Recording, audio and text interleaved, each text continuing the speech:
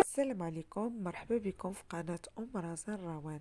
الوصفة ديال اليوم هي عبارة عن كروكيت ديال البطاطا والفرomاج بشكل جديد وزوين.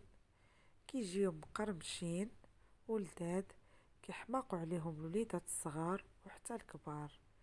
تبعوا معنا الفيديو باش نوريكم الطريقة والمقادير. اول حاجه كنبداو كناخذ واحد 4 البطاطات متوسطين، غسلناهم مزيان، والماء اللي غادي نسلقوهم فيهم. هنا الكميه ديال البطاطا كتبقى على كل واحد على حسب عدد الافراد اللي عنده. انا نكتفي بهاد 4 البطاطات كافيني. كنشدو البطاطا بحال كنشرحوها من النص هكذا، منها كيدخل ليها الطياب، منها كتحافظ على المواد اللي فيها، وكتجيني ساهله في التقشار. ملي كنبغي نقشرها وهي مسلوقه كتجيني ساهله.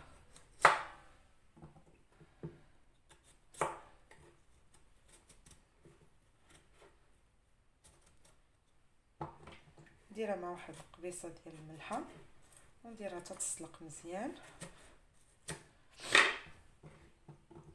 حتى تسلق مزيان، ونكمل الطريقه.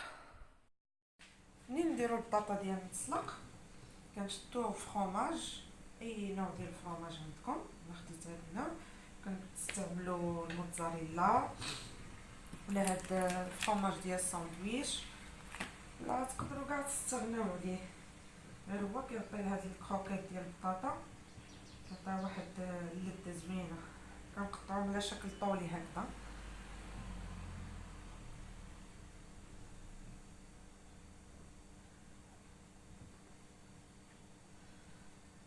هكذا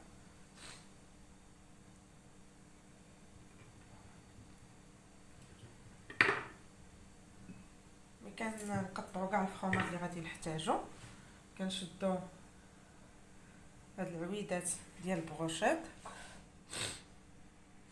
وكندخلوهم فيهم هكا من الوسط.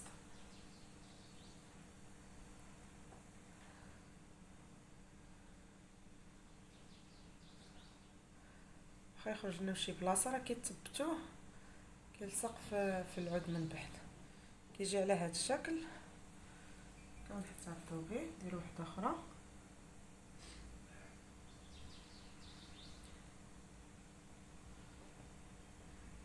كيجي هاد الفرomاج وسط البطاطا كيجي زوين، كيعطي واحد اللذه.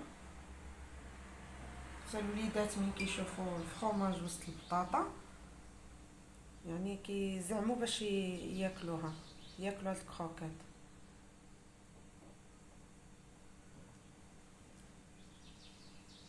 نبقاو مستمرين حتى نديروا الكميه اللي غادي تكفينا ديال الفرomاج على حسب البطاطا اللي درنا تسلق، اللي غيقدنا في الكروكيت. واخا عندنا طروفات صغار يعني كنلاقيهم ماشي مشكل، حتى تجي الوسط ديال البطاطا ما غيبانش لينا. المهم ان الفرomاج كيجي وسط من البطاطا كيجي زوين. ونبقاو مستمرين حتى نكملوا الكميه اللي عندنا.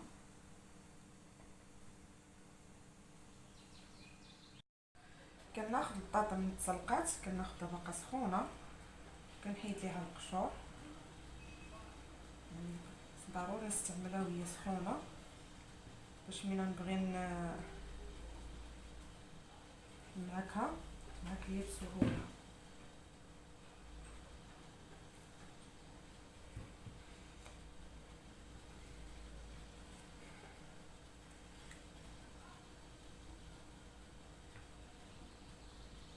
تجي سخونه شويه، يعاون باش يفرشيطو معايا.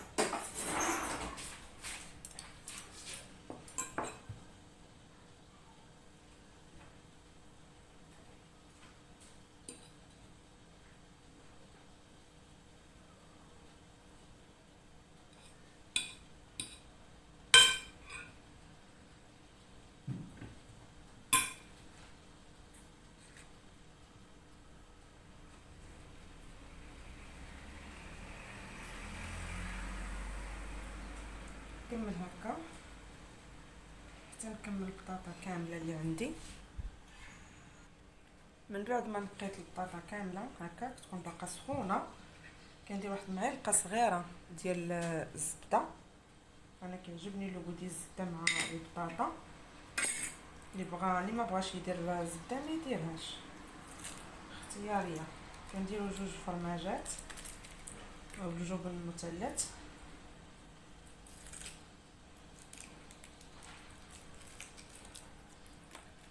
كنديروا قبيصه الملحه،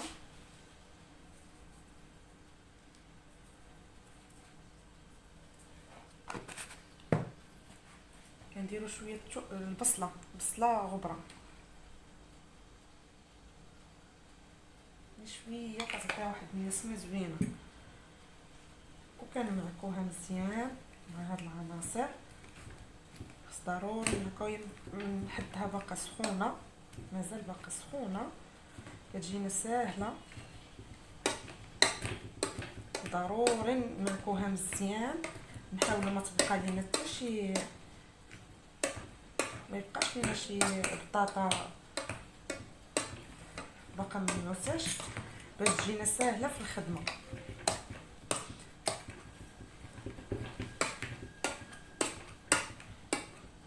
الريحه ديال الزبده كتجي زوينه مع البطاطا، انا كتعجبني هي اللي كتبنن البيوري ديال البطاطا.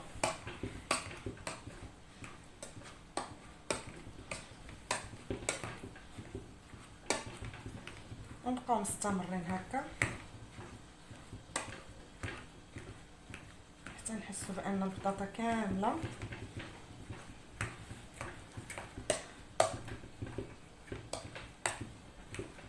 تماكات لينا،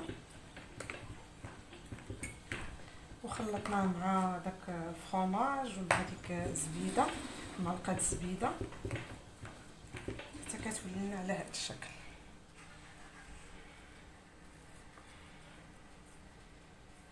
كنقدو نجمعوها بيدينا. ها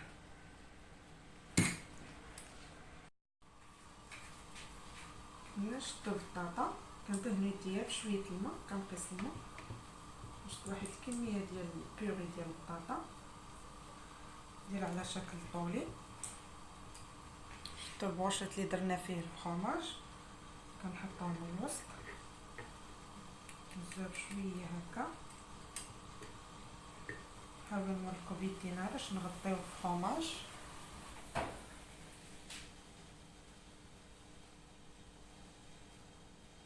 نغطيو الفرomاج كامل، واحد شويه هنا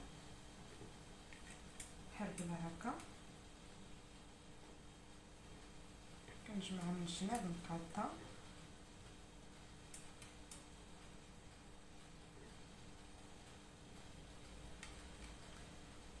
تنقاد ليها لافورم ديالها، كتجي على هذا الشكل.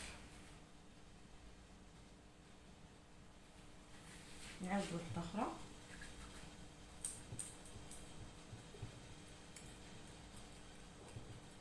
ندير البطاطا على شكل طولي، ناخذ البروشيط اللي فيه الفرomاج،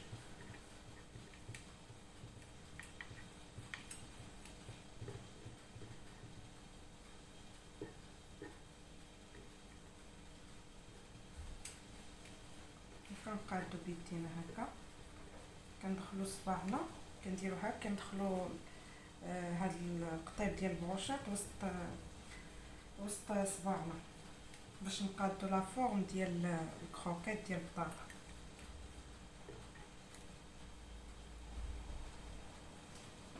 كيجي على هاد الشكل هذا.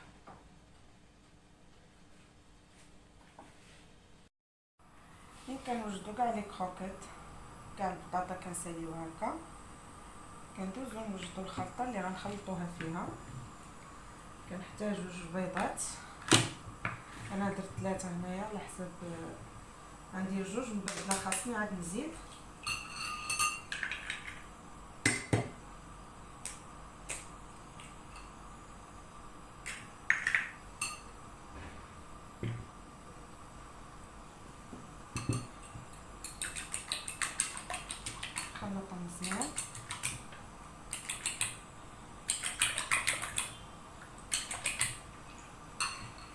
كنحتاج الدقيق او الفورص، وكنحتاج لا شابلور، اي نوع من الشابلور عندكم. الشابلور تقدروا تصايبوه غير في المنازل ديالكم.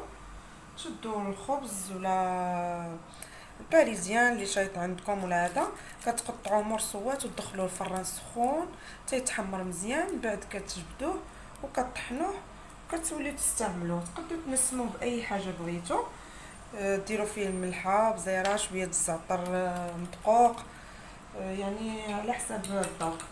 انا هنا استعملت شابلور اسيوي هو اللي عندي حاليا. المهم كنبداو كناخدو بروشيط هكا،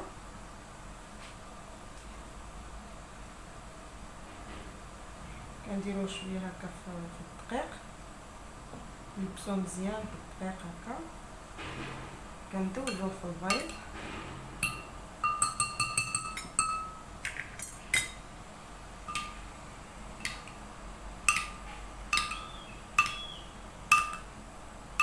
حاولوا يقيس لي البطاطا كامله البيغي يقيسها البيض.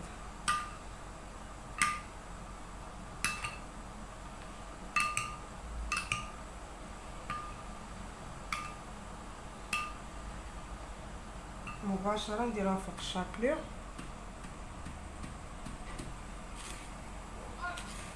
نعمرو حتى الجناب باش يجي لنا كله يجينا عامر، يجي عامر بشكل متساوي. كيجينا على هذا الشكل نستفوهم في شي بلاطو ومستمرين هكا. نديرو وحده اخرى،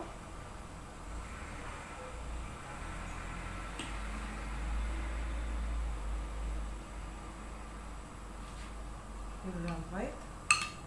احسن ديروا اناء واسع ديال البيض باش ما تكرفتوش بحال هكذا بحالي.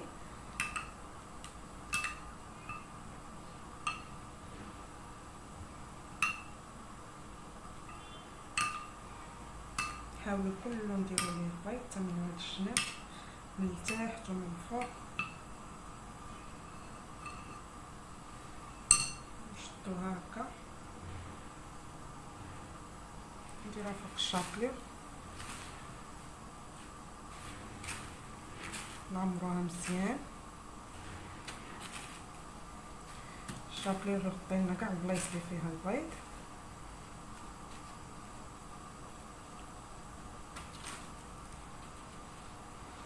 كتجي على هذا الشكل هذا.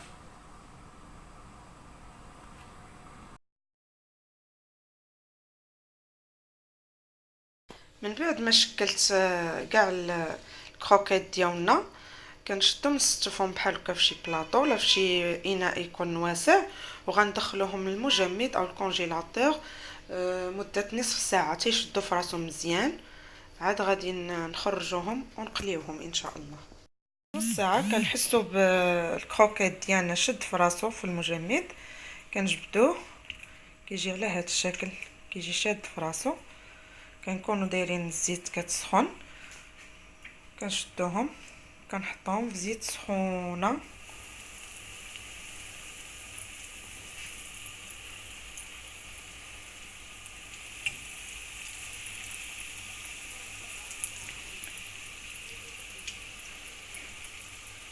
خليهم يتقلاو.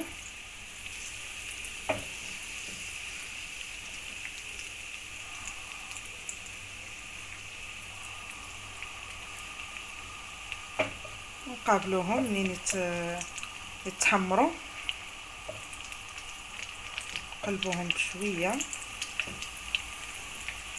حتى ياخذوا اللون الذهبي ويتقلاو لينا من جميع الجوانب.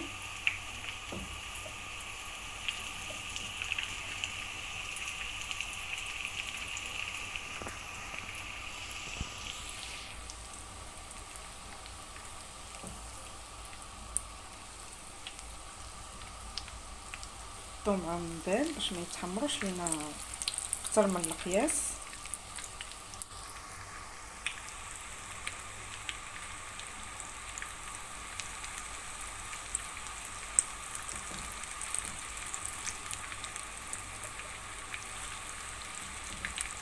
نبقاو مستمرين هكا حتى يتحمر لينا مزيان. نكملوا كاع الكروكيط اللي عندنا. هذا هو الشكل النهائي ديال الكروكيط ديال البطاطا. كيجي على هذا الشكل، كيجي مقرمش وزوين، كيجي فوق وسط منه الفرomاج على هذه الطريقه. نتمنى الى عجبكم الفيديو ديال اليوم ديروا جيم وتابوناو في قناه رزان روان الى اول مره غتزوروا القناه، وفعلوا زر الجرس. شكرا على المتابعه.